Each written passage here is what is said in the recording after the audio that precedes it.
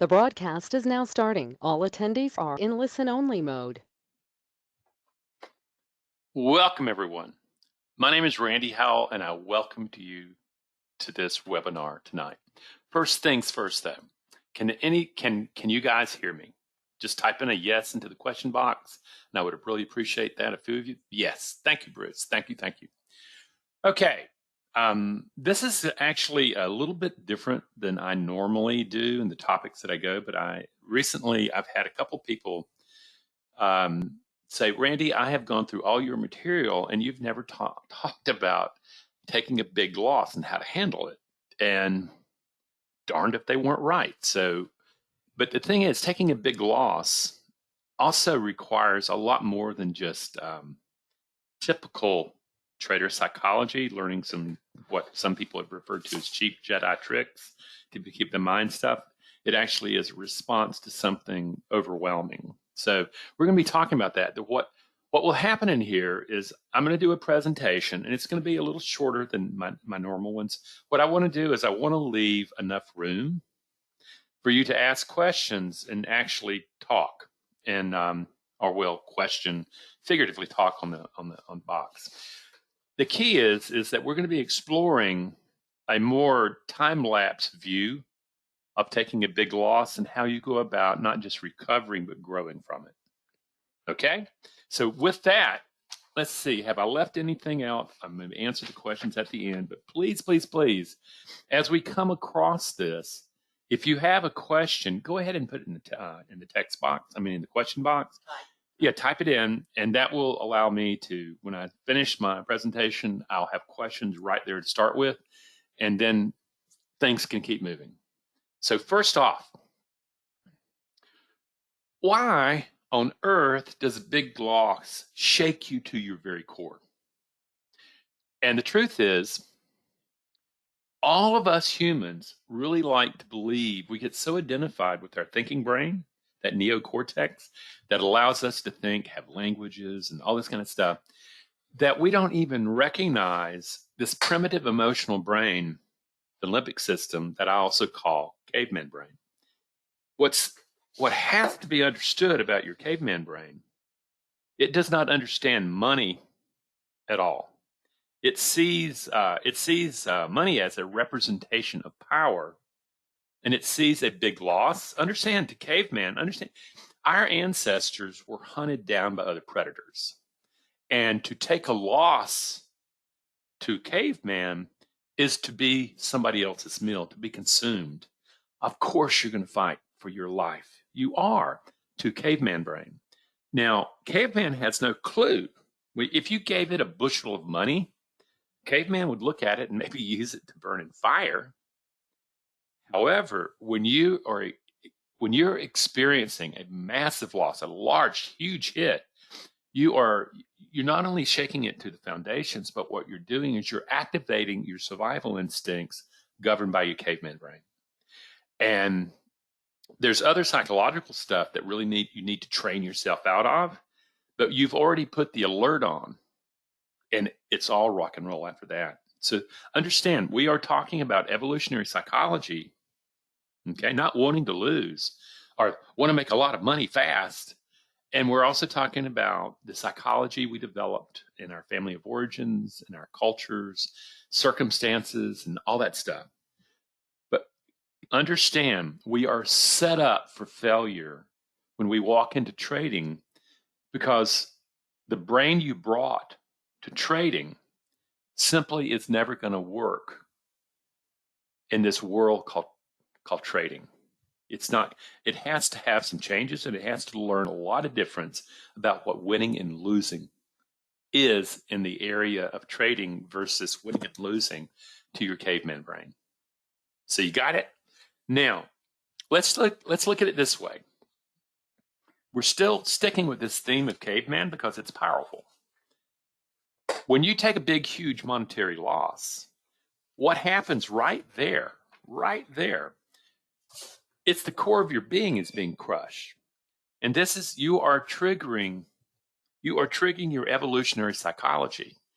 Not only does it want to win, which was a challenge back then, because we were not I actually think this is a movie from like 10,000 BC. We were much smaller beings back then than we are now with the whole high protein type diets we now eat compared to what we did then. But what you're looking at is the saber-toothed tiger is a symbolic representation of your death. So if you were to take a loss, if you were fighting this tiger, what you're doing is you're saying, you know something, there's a good chance I'm going to be crushed. And you can begin to see how your survival instincts take over. You're in the midst of this.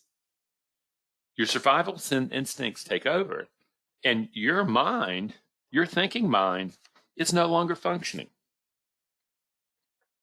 It looks like this right here. Now, this is what in psychology and the kind of work that I used to do, we called when something really, there was a big, huge loss, there was a big, huge traumatic event, that was called an acute stress incident. Okay. And in those moments, and by the way, you call it acute stress incident for 30 days, and that's how long it takes memory to consolidate in the hippocampus, and it becomes PTSD, post-traumatic stress disorder. And I work with a lot of folks who recognize that they have post-traumatic stress from when they've lost big. And I've worked with people, one in particular I'm thinking about right now, lost $15.5 million in 5 minutes. So you can begin to see it's shocking. And what happens is that on the left side here, you're looking at low emotion, calm states and stuff like that. And you're actually having information, neural information coming in to the brain. And then what happens is it goes into the neocortex and you start making rational decisions. However, when you hit a critical stress incident, that's not what's happened. The moment that the brain interprets an emergency as really danger, a threat, a biological threat to life, what it's going to do is it's going to disable all information going to the thinking brain. And you are on instinctual caveman brain at that particular time. Amygdala takes off and you're in fight flight. I can't tell you how many people I've worked with that what happens with them, they take the loss and they hate losing. Okay, they come into this game of trading. I hate losing. And, you know, it hit a soft stop, you know, and he's looking at that and he starts fighting back. And I'm not going to lose it. It's going around. It's going to turn. You're fighting for your life. And you're not fighting with the neocortex, the higher cortex on your side. Man, at this particular time, it's off. It's off. You no longer are in your rational self.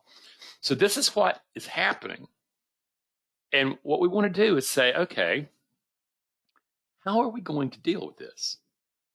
We know if you have an incident, big, huge loss, that your caveman thinks it's being attacked by a saber-toothed tiger, and the caveman in you is fighting for his life. He doesn't want to lose. He's willing to do anything, take more and throw good money after bad all the way down, because if he loses, he's going to die anyway.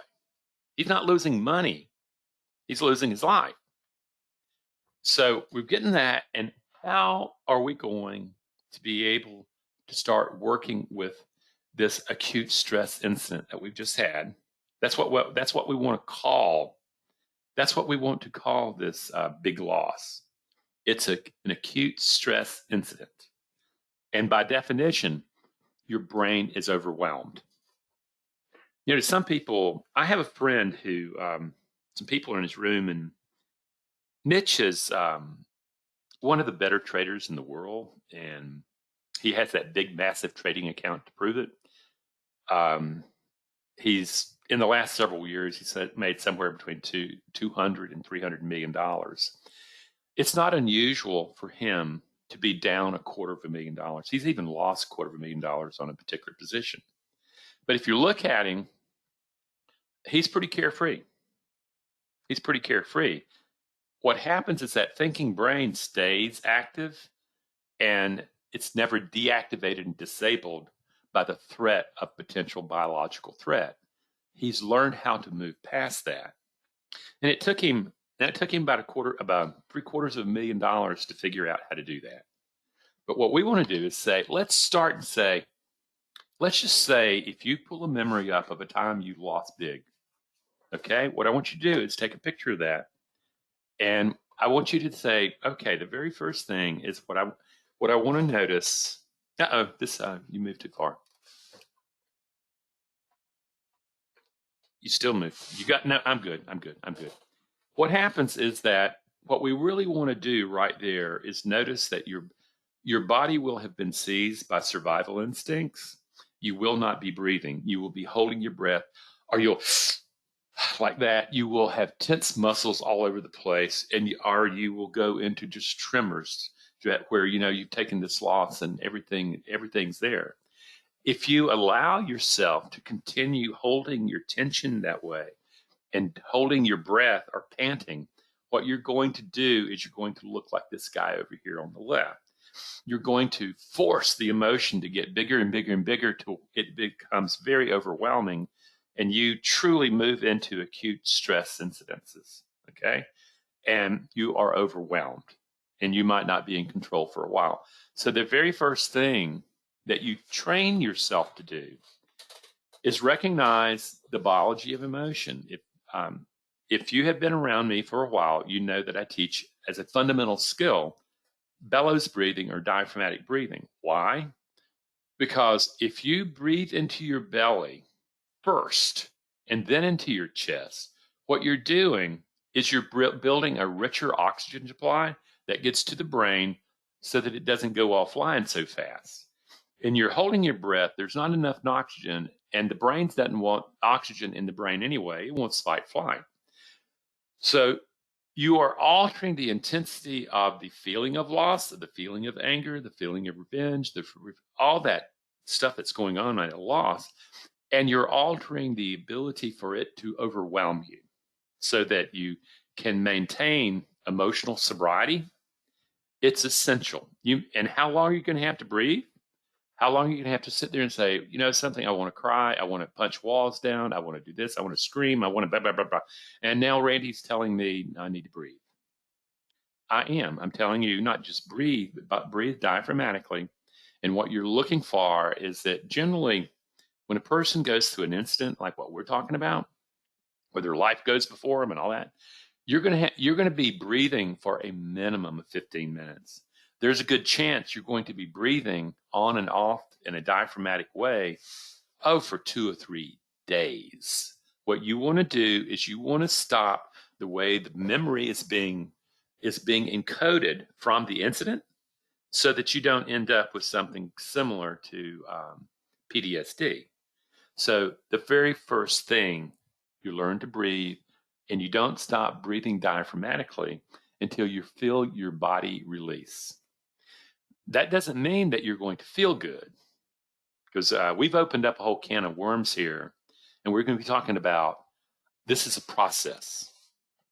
And this is the first step to get control of the intensity of the process that you're going to have to be able to go through to be able to take advantage of the opportunity that this big loss is going to give you. I know those are stinging words, but ultimately, what you have done is you have brought beliefs into the action of trading that simply are creating a mismatch between you and the trading gods. This is where you're going to have to actually go down. If you want to learn from this incident, you're going to learn how to actually change the beliefs that you have about your ability to manage uncertainty on a very fundamental level. Because otherwise, your need to make money or whatever you're doing it for, and that's all grouped around mattering, worth, competency, and lovableness, believe it or not.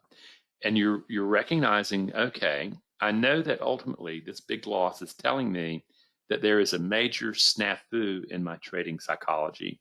It's showing me that, but first, to be able to learn from that, I'm going to have to use emotional first aid and calm this thing down so it doesn't sweep me away to God knows where. So that's the first thing. We've got an emotional first aid going, and we need that because otherwise that brain is going to overwhelm you, and there's no telling where it's going to take you. It hurts. There's no doubt about it. But if you're breathing through pain, A while back when I was getting a heart transplant, they actually did a procedure on me where they had to stick something into an artery without any painkiller. And there was enormous pain. I mean, it was just so painful. But what happens is I had the capacity of maintaining it. Now, again, it did not feel good. That neural information, as much as I tried to convince that neural information that it was not a pain signal, that it was just neural information, I was going to interpret it differently, it still hurt hard. It was the breathing that got me through it and keeping to relax my body. But after that is over, what are you going to do?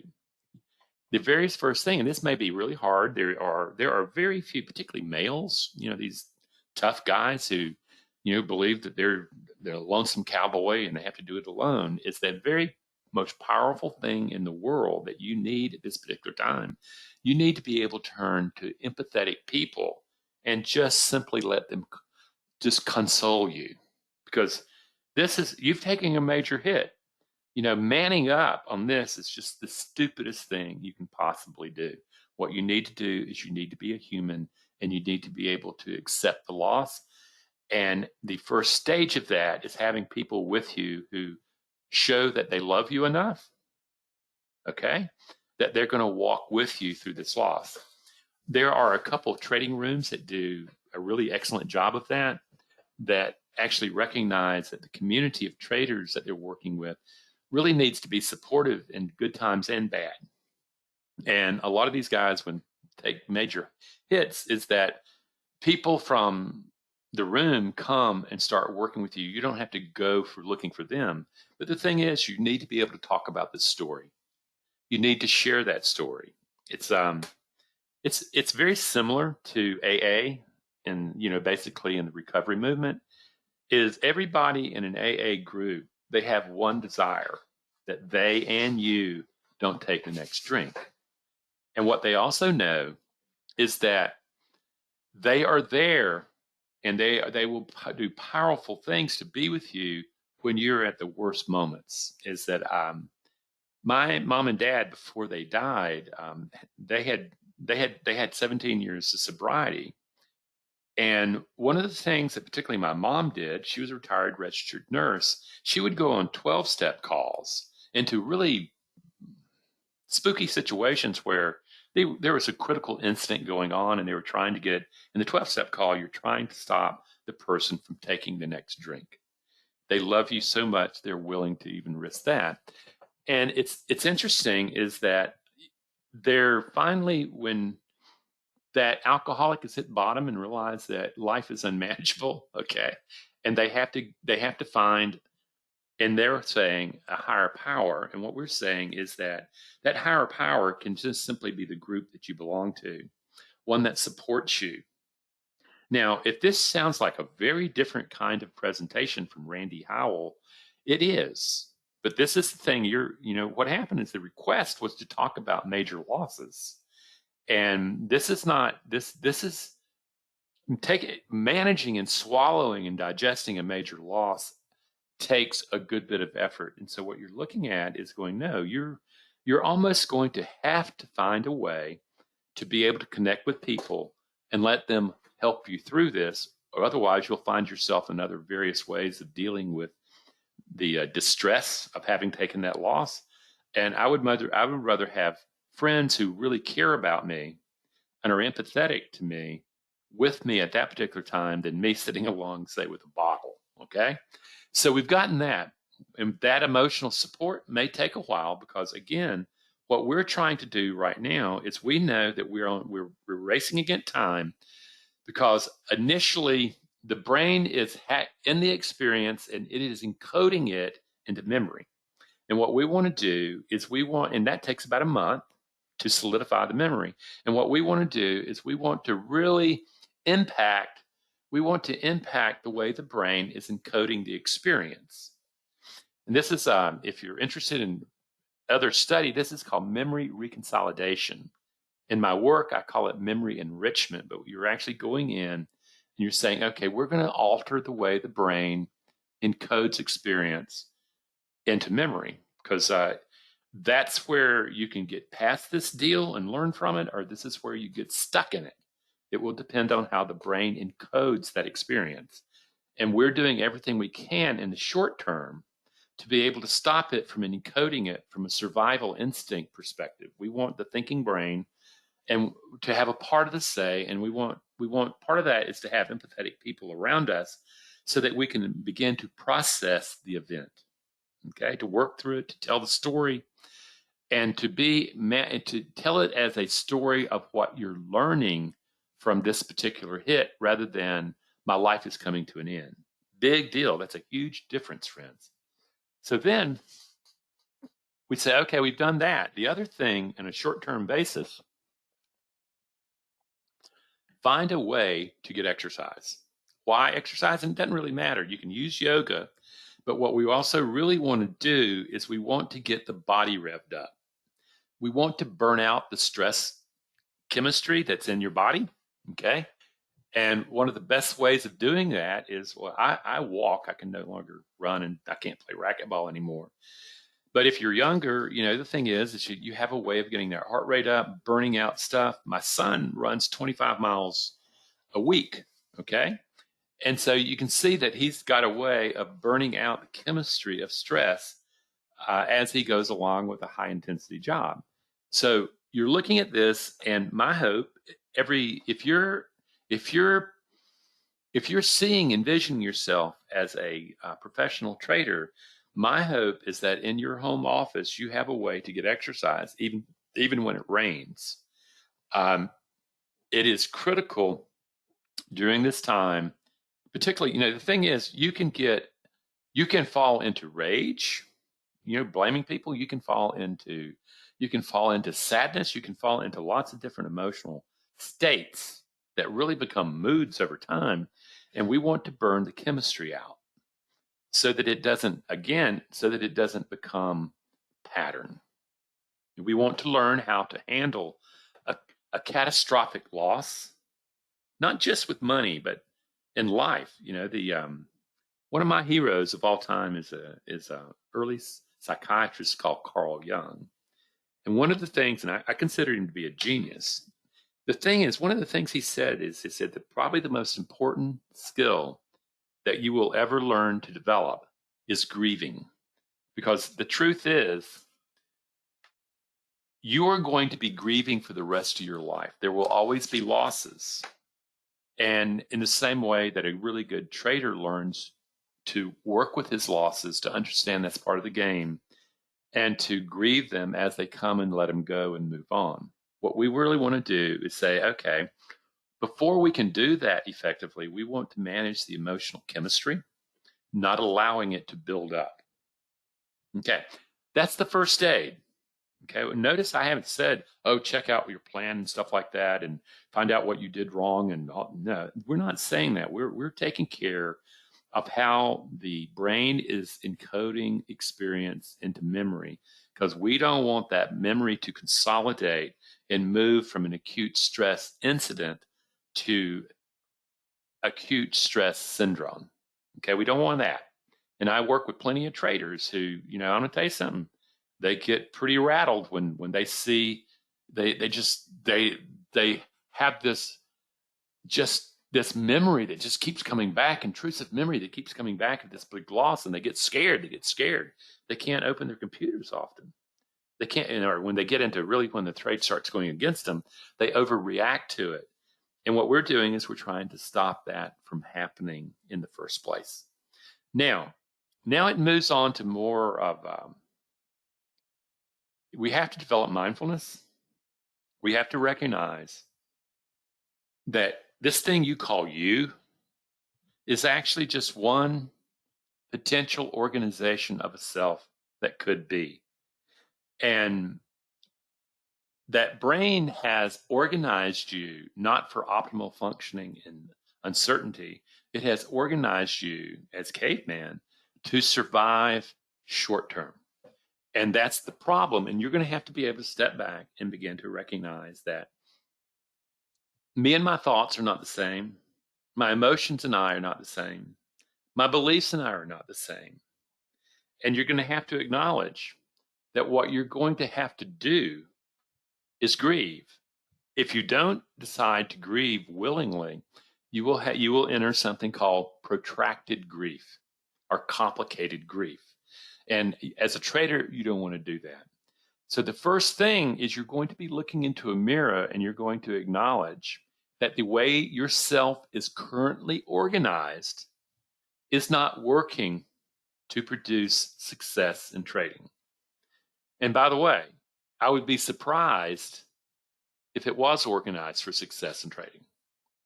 So just like this guy is looking in the mirror and he's beginning to think, well, who am I that is trading?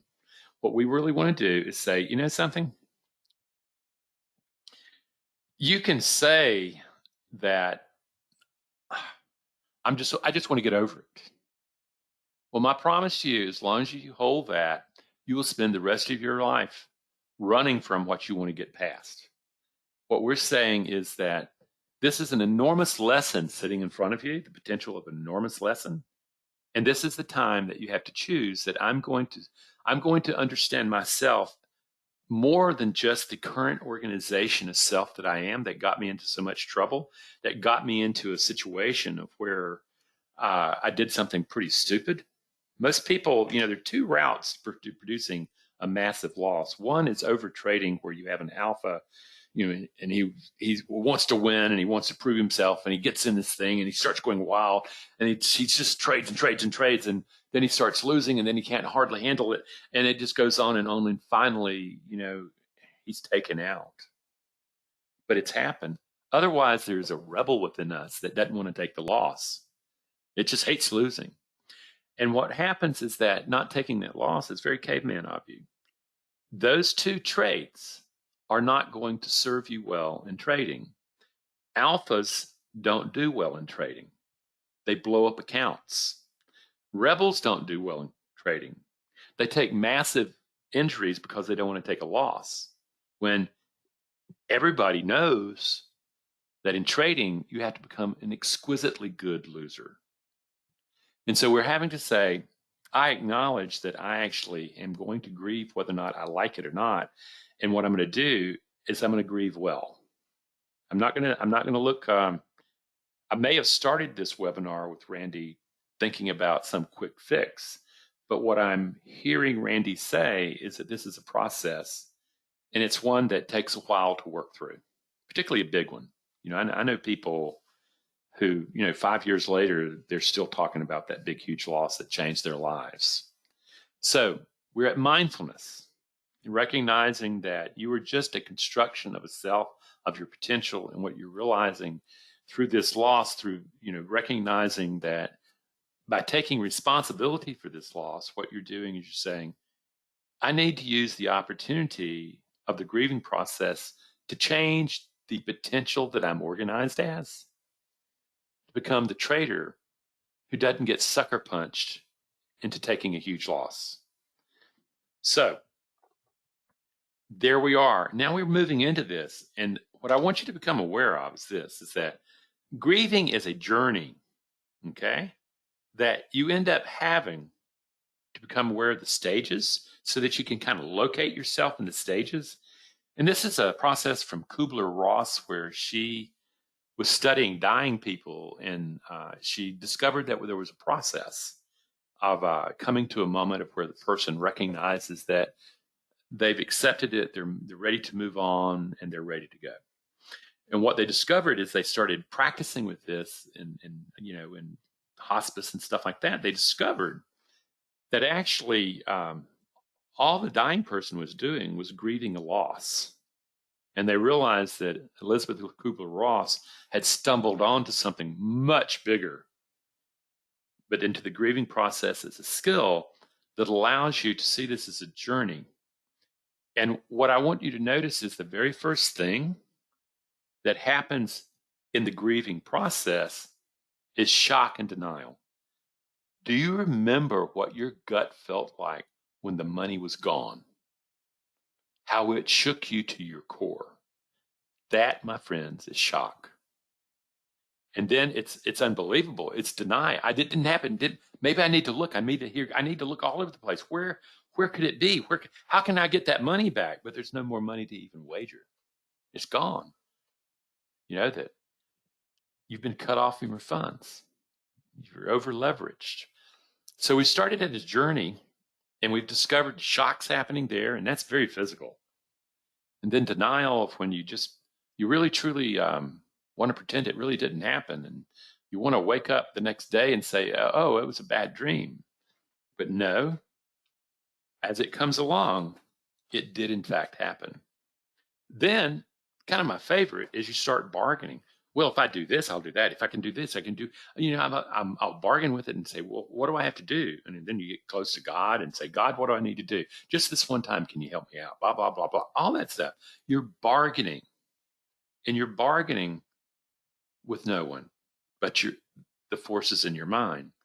Becoming an observer helps you start bringing this stuff out, and you start saying, okay, I can see how I'm stuck in a particular stage of grieving. And I realize that I'm not going to get out of this in one easy, two easy steps. That grieving is a process that can go on for years. In trading, we're hoping to use it to be able to learn a much deeper fundamental belief about the self than the one that you brought to the game that caused the loss to get out of hand. We already know you're going to lose. A really good trader can be losing 40, 50, 60% of the time. Or it's just like a poker player. If you're playing with a really good poker player or a professional one, he's only winning 40 to 50% of his hands. But over time, he's going to have all the money in his corner. He knows how to lose. He knows how to do all that stuff. And this is where we're going. We're going to have to start realizing that as long as I'm bargaining, it's not going to work. Then the next process that happens, anger. And that anger can be projected at the trading gods. It can be projected at your broker. It could be projected at your spouse, your children, your dog, your cat. It could be projected at everything. As long as it's being projected, it's not being dealt with. Or that anger can be projected at self, as is shown in this particular image. And what you're beginning to, you start beating yourself up, really digging a hole that it's harder and harder to get out of, and the anger frosts. Now, in the grieving process, anger can be good because it can help you get out of a bad situation. However, anger in a situation like this is that it makes you feel powerful at a time when you're in the middle of really taking a loss, is that you feel powerless, and anger gives you, it puts a lot of adrenaline in you. It makes you feel powerful in the moment. But what happens in order to do that, to maintain that sense of power, you have to constantly be triggering the anger, which is going to blame other people and make other people incapable of hurting you back, even the trading gods. And you realize, my God, I'm self-deceiving now. But this is a natural, normal process that everybody goes through when they're beginning into the grief process. So now you've got it. Is that, what I've been maybe blaming other people, other institutions, other God knows what. I have blamed myself. I've beaten myself up. I have done all this, and I'm realizing that that's useless. It is. So we've gotten there and going, maybe a little more self-honesty. And this, my friends, is where the really tough part of grieving a loss like this is at, is that after a while, anger is actually very toxic to the body. It builds that adrenaline up, and it's really toxic. And so there is a moment where you hit a particular level, and what happens is that the rheostat, the brain will just simply cut off the anger, and all of a sudden you crash. And when you crash into sadness. And this is where a lot of people go, oh man, that's one thing I'm a positive thinker. I don't like to feel sad. Well, I'll tell you, positive thinking is very limiting. And the key is, I would rather have you doing probability thinking, understanding that sadness is vital, because sadness as an emotion is an emotion that tells you that it happened, it's gone, it's dead, you need to move on. And what you're feeling in sadness is you're feeling the separation from the attachment of all that money, of a loved one or whatever, and you're experiencing literally a very natural thing called sadness. Sadness is not to be avoided, it's to be used. And out of this, you begin to go, well, this is where I begin to find self-honesty. I take a look at this, and what kind of idiot was I? Here I was. If I'm equating money with power, with prestige, with controlling the outcome, with my safety, what it's done is it's shown you is that by placing your performances as a gauge of who you are, that you've proven yourself that you don't matter. Is it true? No. It's just one organization itself. Otherwise, what you also do is a lot of times people will find that they just really, when it comes down to it, that they don't really feel worthy. They were trying to get all the money up, so they feel if I have a lot of money, I would feel worthy. And now I've lost that, and I'm back to saying, well, it's deeply sad. Now, what am I going to do about this? So now we're looking at it and going, woo, okay, now we're in this sadness stage. And what it also does is what sadness does, it starts getting you to where you can start facing your core beliefs. When you look at your trading account and you look at the big hole in it from a major loss, what you're really looking at are the foundational beliefs you have about your ability to manage uncertainty under pressure. And no small wonder that your beliefs did not line up with success in trading.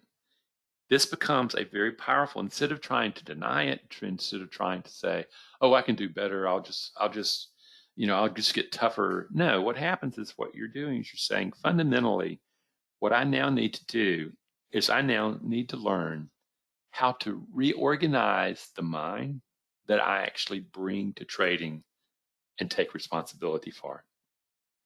The really good news is that if you go through sadness and really like a warrior would go through sadness, not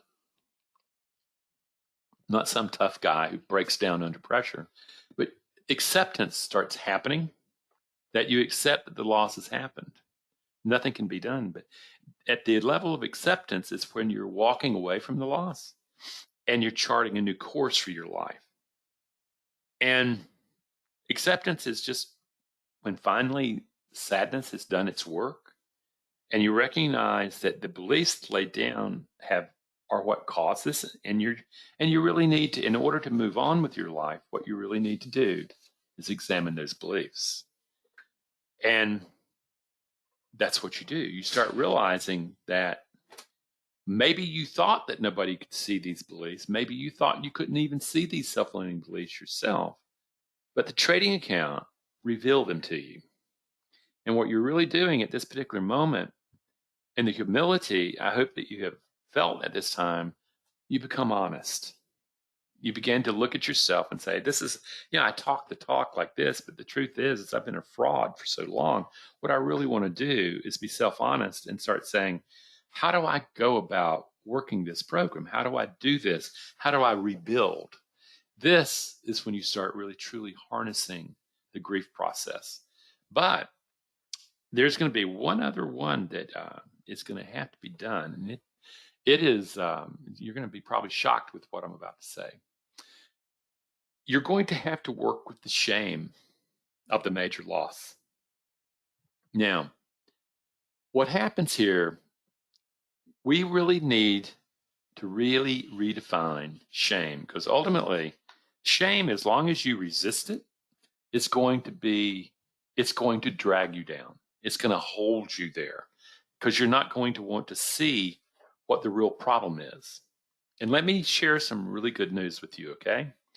This is something when I moved from being a cognitive behavioral therapist into an emotional intelligence therapist, one thing that I learned was that the way we understand shame is dead wrong. What I propose to you is that shame is not to be avoided. It's actually one of the three organizing emotions that organize the self, organize social systems. And what shame says is that the way you're currently organized is not working to the good of the whole. you need to reorganize yourself. And what happens is that shame gets the ball started by starting the process of disorganization as it's being presented in this image. So the problem, though, is your brain does not like the sense of disorganization. That makes it feel very vulnerable. That makes it feel very, very like, oh my God, I'm so uncomfortable. I'm dying.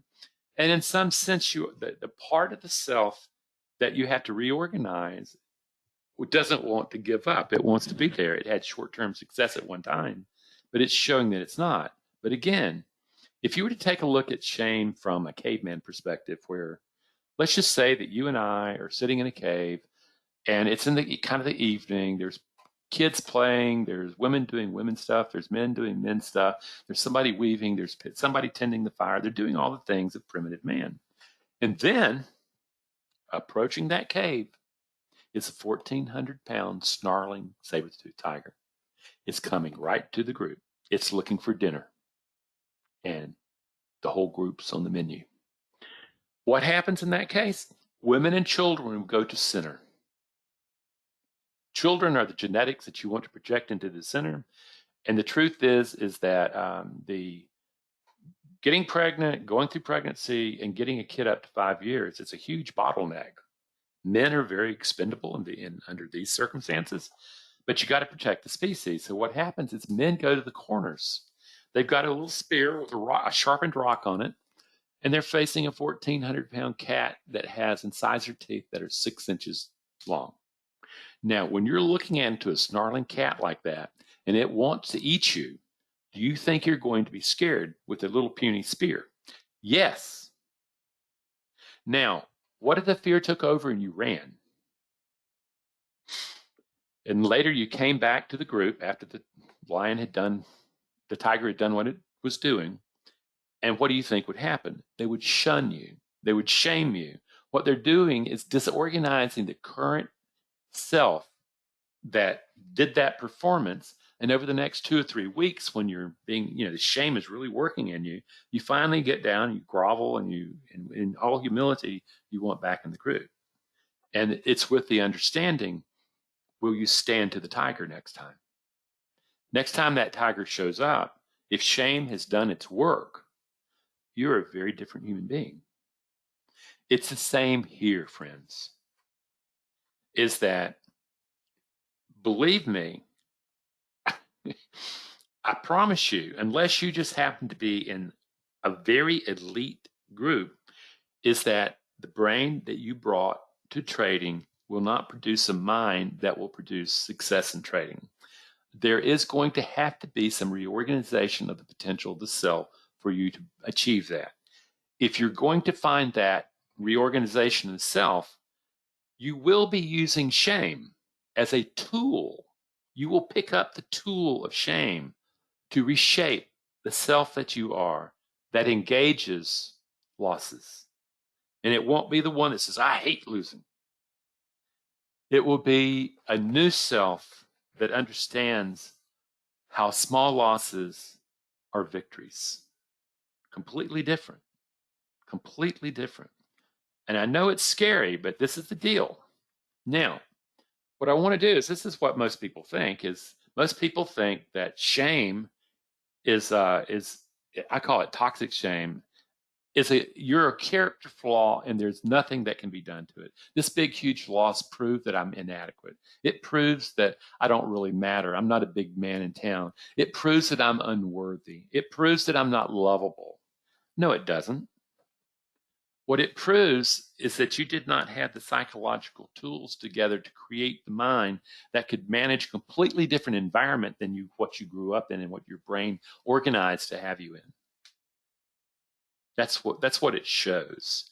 The rest is something I call the inner critic, blaming, judging, criticizing you, keeping you away from learning how to use shame to retool the self, to reshape the self into a mind that has a very different view of winning and losing, where winning and losing are just simply different potentials that exist when you trade, and that winning only means that you landed on the right side of probability relative to you. Losing only means that you landed on the wrong side of probability relative to you. That's all. It doesn't mean how much you matter. It doesn't mean how worthy you are. It doesn't mean how adequate you are. It doesn't mean how lovable you are. It's just a performance. And the mind that engages that performance can definitely be changed. So now we've gotten this thing where we realize that we have some work to do. And in the end, what you're looking to do, you're looking to be able, within 3 to 4 months of a major loss, to be able to look at the mirror and see a very different human being. A very different human being. A one that has picked up the tools to be able to produce transformation. One that can look at there and say, yes, that was a great price. But the thing is I have learned a great lesson. I didn't resist the lesson. I turned toward the shame of that loss, the impact of that loss. And I found out, and interesting is the guy that I was talking about, Mitch, is that he said, you know something, what I really found out after I lost $750,000, I went to my wife and I confessed I'd missed it, and she still loved me. and what he realized is, oh, whether or not I win or lose, I'm still loved. Okay. And that's when he started taking off. But what you're wanting to do, and literally, I have people standing in front of a mirror, and I want them to look into their eyeballs, right down their pupils, and breathe and begin to really find that center and begin to decide, okay, you know, the truth is, what I get it, I have coached myself through this. And what I've done is I've come to a moment where that old organization of self that produced that disaster is no longer the organization self that's trading. I'm free from that particular pattern, that life pattern, and I'm walking through. And let me tell you something. You have to have the courage, you have to have the patience, you have to have the discipline, you have to have the self-compassion to be able to use that shame in the loss with the sadness to be able to reorganize the new human being that you can be. That's the way it's done, friends. And it's something where a lot of people just never get it. They don't want to develop themselves. They want to think there's a big secret that just changes everything. There's magic. That's what affirmations and stuff like that are all about. Is they're fine, they make you feel good, but when they're tested under stress, they fall apart. What we're doing in this process I'm describing is you are fundamentally changing the foundational beliefs. And here's what I want. It's a powerful opportunity. And a lot of people, you know, it's like, I don't wish it on anybody, but the thing is, every trader has to cross this road. I mean, you have the guys who blow up accounts, you have the guys who bleed to death from a thousand tiny cuts. But the thing is, this one we're looking at and going, okay, this can be seen as an opportunity. And as Lao Tse said many thousands of years ago, mastering others is strength. You can do that in the outside world.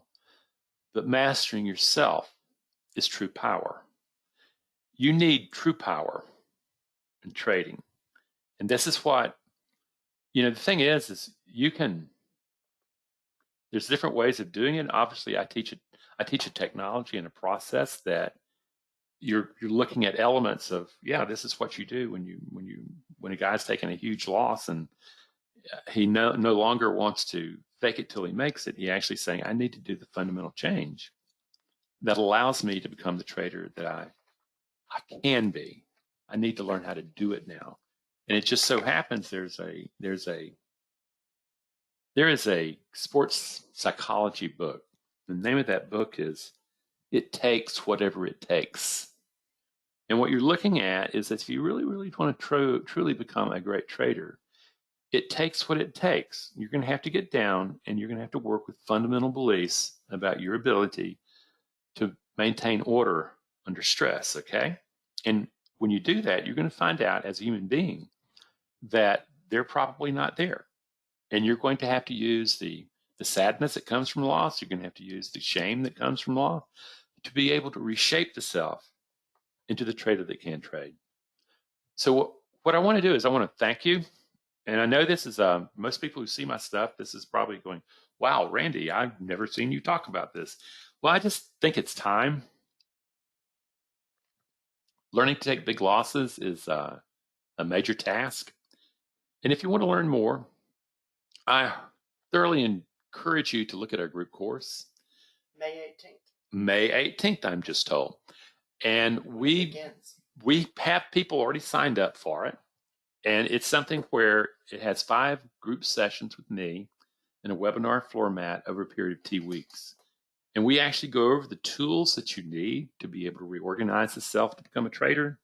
These very things I've been talking about, they will be taught. It is the how. I got a guy the other day that said, Randy, you really understand this stuff really well. Can you tell me how to do this? And I said, well, you do that by going to my courses. I'm telling you what the problem is in a way that is truly understandable, and you understand the problem so it can be solved. The group course is a dynamite way. And if you get early, the thing is that you get a free gift, because we want you at least 3 to 4 weeks of working with the emotional regulation sections of the course. And for that, what we want to do is give you a free gift if you do register early. And the emotional regulation workshop, if you want to, you can buy it for $200 on my website, or you can get it free for enrolling early. Okay, it's all right with me.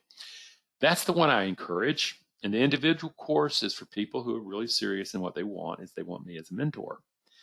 And it gets deep into your personal psychology about the impact it's having in trading.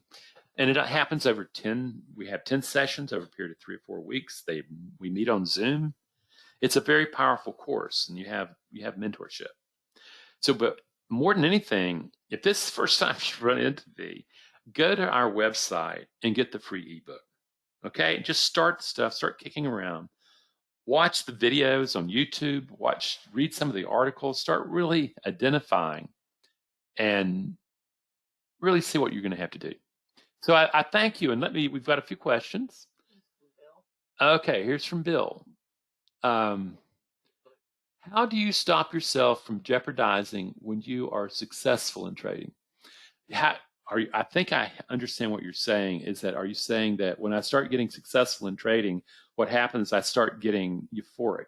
You start feeling good. You start feeling self-confident, okay? What happens is that you build a mind that does not allow yourself to start getting full of yourself. Is that I would encourage when they actually win, that what they do is they calm themselves down, and they do not allow themselves, while they're still being euphoric, and that's it, look at me, I made some money, that kind of stuff, until you get yourself back down. The only emotional programs that you have to have and that produce success in trading is the discipline of a ruler and the impartiality, the clear thinking of a sage. The rest of the organization of the mind is to be able to quell fear, to quell the urgency to get into things and stuff like that.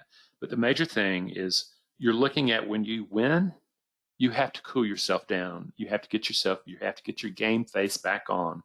And there is no time you're allowed to feel good while trading. After you finish, absolutely, go have a wild one, have a good one. But when you trade, okay, feeling good's not allowed. Okay. There's 3 Williams in a row. 3 Williams in a row. Boy, okay. This is William Comer. Let's see here. Hi, Randy. Only a small percentage of people that go into business for themselves actually succeed. True, very true. The financial uncertainty of being self-employed seems somewhat similar to the financial uncertainty of someone trading for their own account. That's very true, too. Do you think that traders who have difficulty with self-discipline with their own account, but still have the desire to trade, might want to consider trading for a prop firm and trade with someone else's money? That happens. Understand the burnout rate in professional trading in all these houses is 90% within 3 years. So it's about the same thing. A prop firm employer will enforce financial discipline on their employees or contractors, or else they will be dismissed from the firm. That trader might be financially and emotionally better off by doing this. Yeah, I agree. And I work with a number of people that work with prop firms, and they do have that. The major thing is that there's still no way around that the mind that you brought to trading is not going to be successful in trading. You're going to have to build the discipline, okay? And you're going to have to understand that what I call the urgency or the fear of the orphan is something that is not going to go away whether or not you're doing for a prop firm. And prop firms make a lot of money when they yank things out and stuff like that, because they will have a process that you have to do to qualify for all that. And they do well with that. Randy, would you please show the slide that comes between stages of grieving and anger? Well, let's find out. Let's see if we can do that.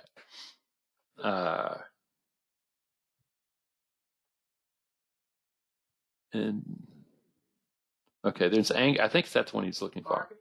No, the one. That's grief. Yeah. And that's anger. So this is the one in between. Okay. Bargaining. Okay, that's the bargaining. Traders bargain all the time. Okay, and they talk as if that. They talk as if that. I don't know why Dolores took it off. They can see it. Oh, okay. Let's see. Randy, would you please the grieving and anger stage? Okay. Here's another one. I have a PDF version of Mastering Your Emotions in the Inner Game on a CD disc. Is there a way I can download it from the website?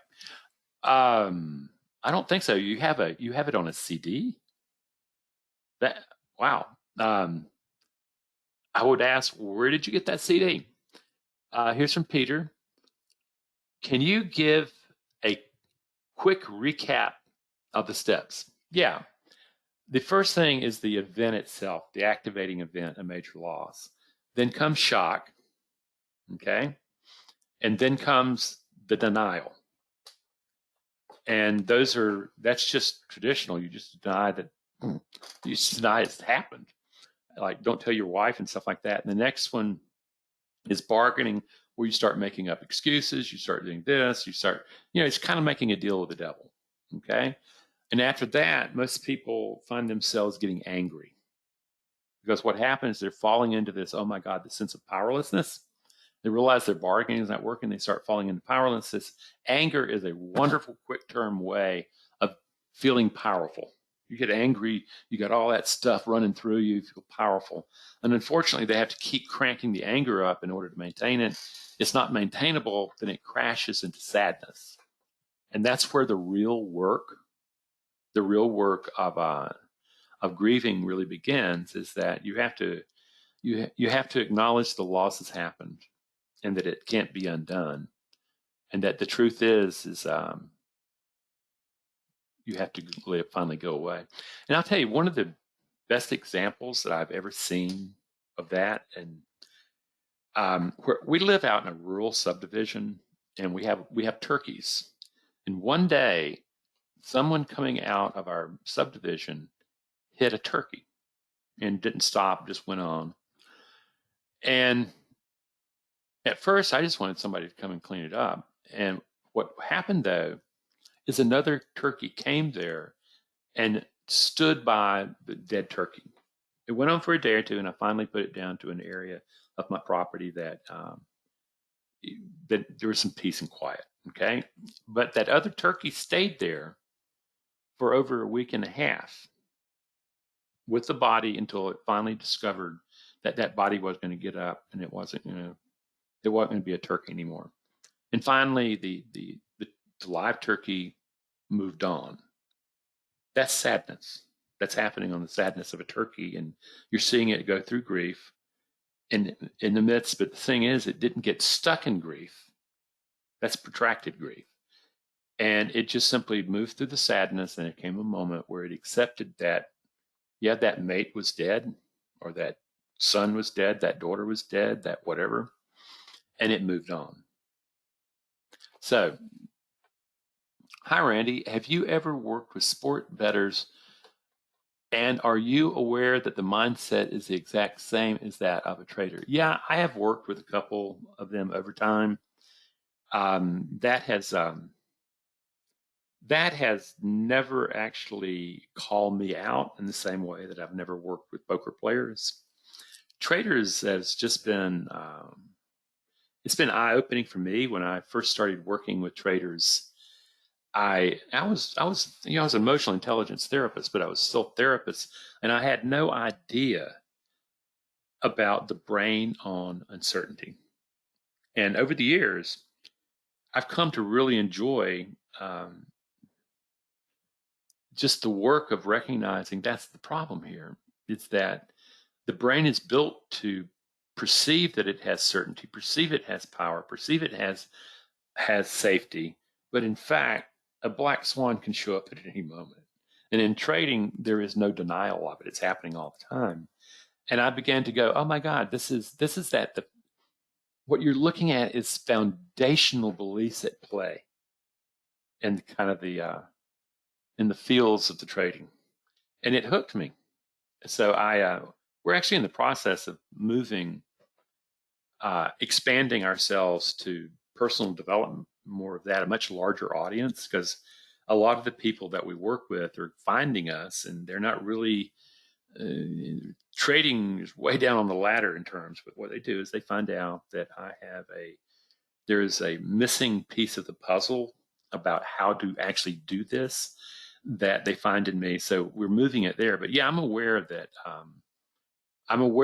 a really good horse bettor is not gambling. I realize that he has a technology and he can really run the numbers. He can do it. And same thing with poker is that, those guys, those are math wonks is what they are. So I think we've done it. So I want to thank you for being here tonight. And what I ask of you also is to begin to go, oh, really, I need to start harnessing the grief process about all my losses, not the major one, but the one that when I hate losing, that I realize that I've got something there that needs to be worked through. And part of that working through, you will find yourself in the grief process. I want you to be able to find where you're located and realize that it's a process. It's not you, it's a process. And if you allow grief to do its work, it's a lot easier to change the foundational beliefs that you bring to the management of uncertainty. So I thank you, friends, and I wish you a great life, a great Easter, or whatever's going on in your time this time. So we will see you next month. Take care and have a great day.